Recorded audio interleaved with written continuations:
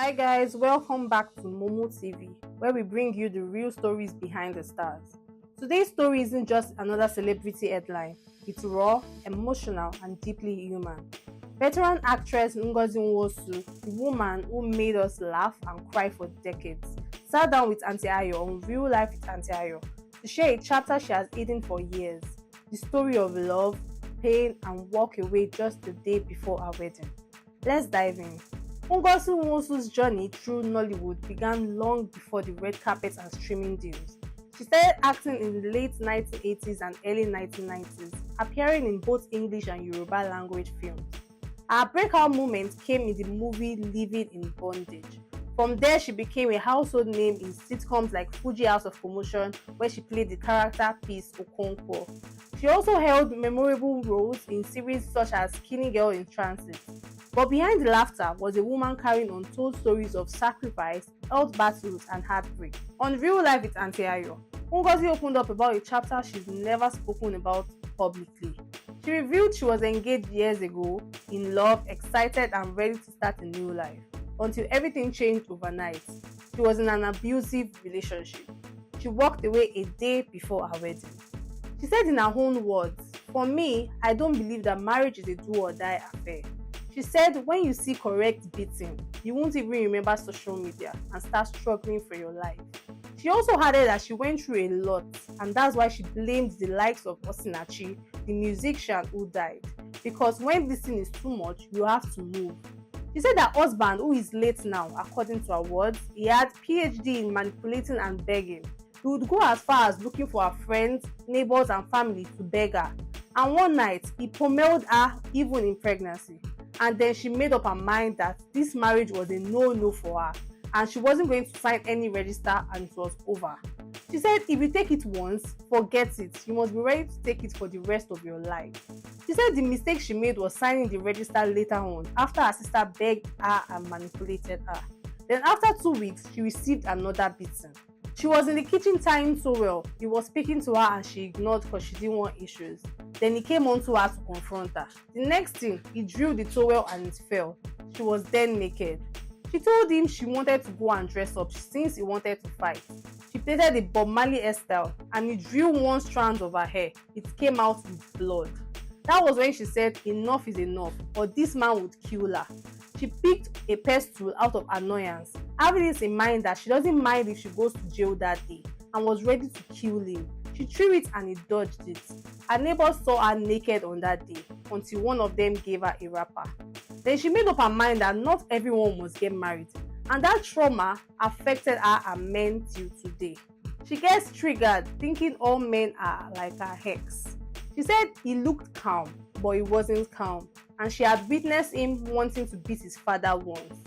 She told Auntie Ayo she realized love isn't meant to hurt. Once a man starts to beat you and say sorry, be ready, he will do it again. Marriage is not a do or die affair. Her words struck a chord with thousands of viewers. Many fans flooded social media saying, "Marriage don't last these days because girls aren't like our mothers. Bro, your mothers were just suffering quietly.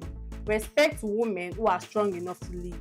Another viewer said, "I left after 17 years. The emotional and psychological abuse became unbearable and that's been the best decision of my life." Another said, "Our mothers have started speaking up. For those men that would say women of these days should learn from our mothers, hope you have seen it." Another said, "How I wish my mother listened and left when she had the chance. But she said no and she ain't leaving her kids behind. But 21 years has gone the line. The kids she didn't want to leave behind are all grown up. Some of us don't even remember there was a woman whose life was cut short because of marriage and staying back for her kids.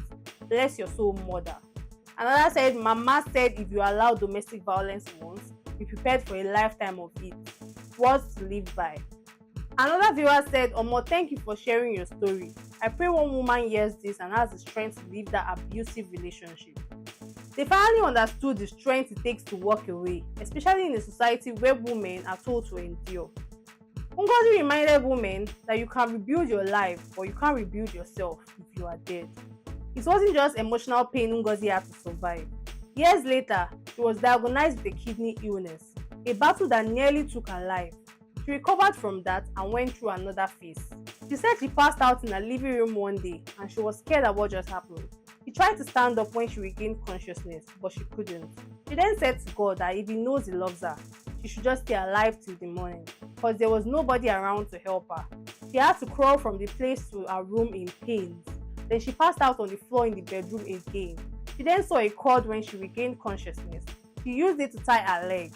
Then she took her walking stick she kept during her kidney issue period. That was what saved her. She was in the room, she peed on herself, then she went to call for help. The x-ray she later did at the hospital discovered that the femur in her leg broke, but God gave her another chance. Her transparency about the struggle with illness reinforced her image not just as an actress, but a survivor. In her interview, Ngozi reflected on how Nollywood has changed. The new generation never suffered what we suffered. She recalled that in her own time, there was sexual harassment, but there was no occurrence of a guy sending naked picture of him to a girl. Her perspective bridges Nollywood's past, present, and future. She said a friend of ours showed her a naked picture of a girl sent to him, saying, "Please, can you have me? Just give me the role." Her perspective bridges Nollywood's past, present, and future. She said a friend of ours showed her a naked picture a girl sent to him, saying, "Please, can you have me? Just give me the role." And the guy said uncountable people sent pictures like that. The Real Life with Auntie Ayo episode, where this all happened, trended across social media. It was one of the most powerful conversations of 2025 because it wasn't about celebrity drama, it was about truth and healing.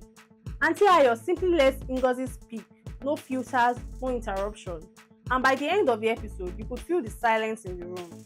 This moment showed a softer side of Nollywood, one that values mental health and honesty as much as fame. Since that emotional sit-down, we can see on her Instagram page that Ngozi Nwosu has been busy. She's back on set, working on TV projects, been working with Maggie Brand, Ethel Brand, and many more, also mentoring younger actresses. Ngozi Nwosu's story reminds us that behind every strong woman is a moment she had no choice but to be strong. If this touched you, drop a love in the comments and tell us your biggest takeaway. Don't forget to like, share, and subscribe to MomoTV, where we bring you the real stories behind the stars.